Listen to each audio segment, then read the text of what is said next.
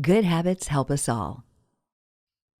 Throughout history, people have continually adapted and evolved to become more resilient, as our human instinct is to survive and thrive. From hygiene and health to child rearing to knowing which routes to take and which to avoid, to knowing which plants are edible and which are not, these were all learned behaviors that evolved into habit. Interestingly, crises have played a large role in how we have formed habits. From famines and pandemics to wars and natural disasters, tragedies have caused humankind to create new habits for the purpose of prosperity and self-preservation. When psychologists and historians studied the link between tragic events and the new habits they created, they recognized a common pattern. The pattern revealed 4 stages of human behavior in the habit-forming process. When you consider the COVID-19 pandemic, it seems likely we're going through these stages right now. Let's first explain these 4 stages in order. Stage 1, unconscious incompetency. Stage 2, conscious incompetency. Stage 3, conscious competency. Stage 4, unconscious competency. When we look back at crises and disasters throughout history, we can easily see these 4 stages. Before disaster strikes, we are blissfully unaware of anything that could go wrong.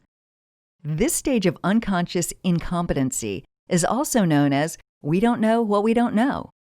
After tragedy hits, we find ourselves in a state of shock and confusion and not yet aware of what we could have done to be more prepared. But we soon start asking ourselves, how do we let that happen? Why were we caught off guard? Who can we blame? This is the stage when we become aware or conscious of our shortcomings. We call this conscious incompetency. Soon after, we start rethinking our behaviors. Like sailors long ago whose vessels ran aground in reefs, they updated their maps accordingly and changed their routes for the future, even if it required more time at sea. This phase is called conscious competency. This is when we are aware of what we need to do, and while we're uneasy about the inconveniences it causes, we know it's the right thing to do. And because we instinctually resist change, this phase in our habit forming is usually the most uncomfortable and confronting. Over time, we see the greater good and adopt new patterns of behavior that eventually become second nature. In this final phase, known as unconscious competency, we instinctually do what we know we have to do, but without having to put much thought into it. 2 examples of this are daily habits that many Americans initially resisted: oral hygiene and wearing seatbelts. In the early 1900s, only 7% of Americans brushed their teeth and found the practice inconvenient and unnecessary. Today, 98% of Americans brush every day.